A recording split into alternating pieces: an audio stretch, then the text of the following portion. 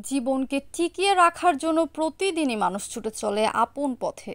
কেউ অফিসে, কেউ কারখানায়, কেউ বা খেতে। কিন্তু সৈয়দপুর উপজেলার কাশিরাম বেলপুকুর ইউনিয়নের সিপাইপাড়ার মোরশেদুল ইসলামের পথ চলা একটু আলাদা।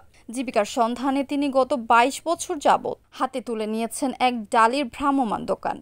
ডালিটিতে কখনো সাজানো থাকে মৌসুমি ফল, কখনো আতপ চাল, শুটকি, আদা কিংবা রসালো আম। পণ্য বদলায়, মৌসুম বদলায়, কিন্তু বদলায় না তার সংগ্রাম আর ঘামে ভেজা পথ চলা। মাত্র ২৫,০০০ টাকা দিয়ে ব্যবসা শুরু করেছিলেন তিনি। সময়ের স্রোতে সেই পুঁজি কখনো বেড়েছে, কখনো কমেছে, তবু তিনি থেমে যাননি। অল্প টাকায় ব্যবসা করে লাভ ক্ষতির দোলাচলে থেকেও রোদ বৃষ্টি ঝড়ঝাপটা উপেক্ষা করে পরিবারের মুখে হাসি ফোটাতেই ছুটে চলেছেন আজও। ২ ছেলে, ১ মেয়ে আর স্ত্রীকে নিয়ে ৫ সদস্যের সংসার চালান তিনি। তাদের প্রতিটি দিন টিকে আছে তার এই অবিরাম পরিশ্রমের ওপর। মোরশেদুল ইসলামের জীবন এক অনন্য দৃষ্টান্ত।